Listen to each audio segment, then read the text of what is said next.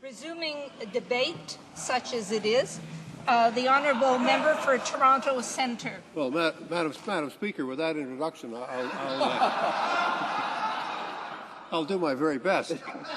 A long time ago, in fact, as members opposite will know, a great many years ago, when I was a small boy, I read the book called Dr. Jekyll and Mr. Hyde, a story by Robert Louis Stevenson.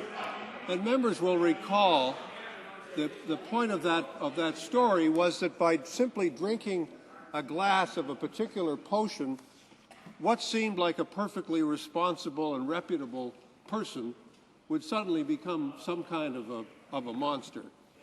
And I must confess, Madam Speaker, when I was listening to the debate unfold this morning and this afternoon, and particularly I say this in the speech of the government House Leader, he looked so good, and I know on television he looked even better.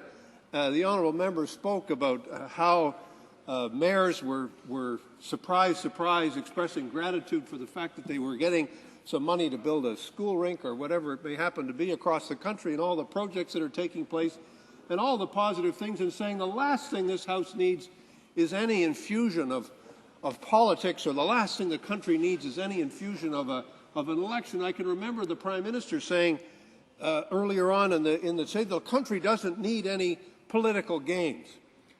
Well, that's Dr. Jekyll speaking, and that's the respectable side which we've seen in this debate, and every member who's received any counseling or advice, and I'm sure there are many of us who've received various kinds of counseling and advice with respect to how to talk to the media and how to talk to the camera. Don't raise your voice, talk in a calm voice. There are many members here who do it very well and many members who don't do it so well. Avoid responding to idiotic heckling coming from the other side. Not a good idea.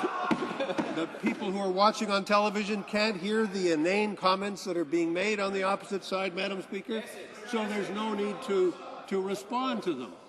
But, Madam Speaker, there is another side of the Conservative Party, and there is another side of the Conservative government. And that's the side that we see every night we go home and turn on our television sets.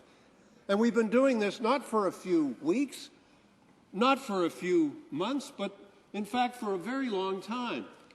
First of all, they started out by attacking my colleague, the member for Saint Laurent, who was our previous leader, who was a very fine and distinguished individual. Et je veux dire que je n'ai jamais rencontré dans la politique un homme plus moral, un homme plus direct et un homme plus honnête que notre chef, le député de Saint-Laurent. Mais les conservateurs ont décidé d'attaquer sa personnalité, non pas d'attaquer sa politique, non pas d'attaquer sa carrière, non pas d'attaquer son courage, mais ils ont décidé, à part d'une élection, il n'y a pas eu une élection, ce n'était pas une période d'élection, mais ils ont décidé chaque soir, nuit après nuit, d'attaquer personnellement un député qui faisait son travail. And turn around after the Liberal Party chooses a new leader, we have a new leader in the House of Commons, very first thing we see, an attack on the member for Etobicoke Lakeshore, not because of what he believes in, not because of his politics, not because of anything, but because of his past, or because of his some quote about something that he because he was out of the country, a personal, vicious, constant, never-ending, corrosive attack on the personality of a person. Now, Mr. Speaker, for those of us who've been in this business for a while, it's like water off a duck's back, and you expect it to happen. But what we have to see, Mr. Speaker, here very clearly is that there is another side. When this political party opposite the way says, political games, we don't want political games. Election, we don't want to have an election. Who do they think they're kidding, Madam Speaker? This party opposite is campaigning for an election each and every day of the year, day after day, night after night. It never stops and it never ends. It never ends. There is not a single intervention that's made.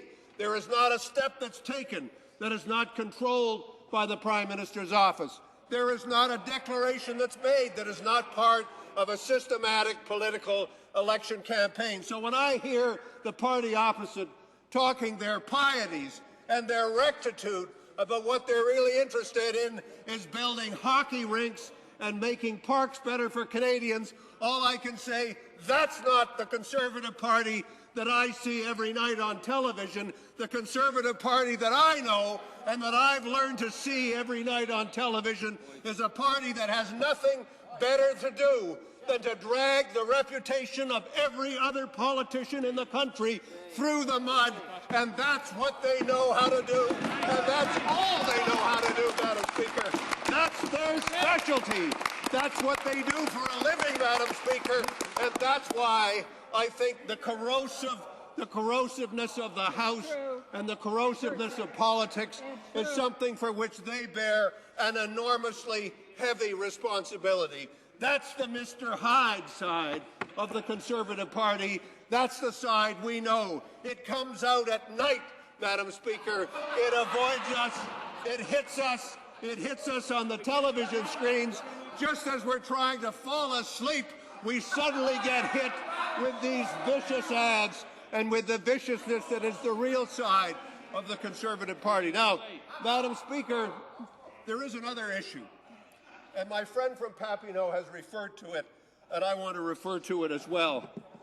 When I think of the issues that are facing the country, when I think of the fact that we have a rapidly aging population that is going through a democratic revolution, when I think of the fact that we have on reserves today in northern Canada 50% of the people on reserve under the age of 25, when I look at the number of those young people who are coming into our cities and who are living in poverty and who have no jobs and no prospects, when I look at climate change, which is affecting us as much as it is any other country and affecting Northerners more than anyone else, I don't see leadership from this government. I don't see leadership on health care. I don't see leadership on climate change. I don't see leadership on the real issues that are affecting the people of the country.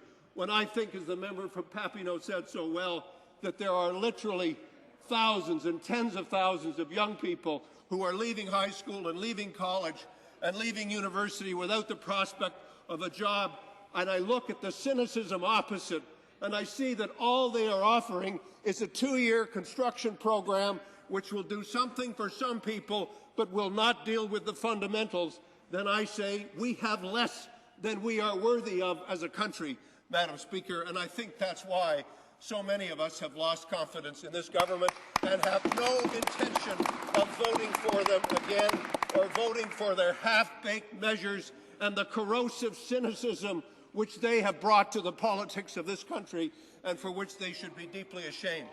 Madame la Présidente, je suis fier de servir, je suis prêt, je suis fier à servir avec mon chef, je suis fier à servir avec un homme qui a intelligence, qui a compassion et qui a surtout un sens de la dignité de l'homme et l'importance de l'intégrité humaine dans le discours de la politique. C'est quelque chose que, malheureusement, nous ne voyons pas dans la politique du Parti conservateur. C'est quelque chose que je regrette beaucoup. Mais il y a une chose que je ne regrette pas du tout. Et ça, c'est la décision que nous avons faite comme parti de dire assez. Une fois assez. On va faire plus supporter ce gouvernement. On ne pourra pas supporter un gouvernement qui ne supporte pas et qui n'appuie pas la population canadienne. Merci, Madame la Présidente.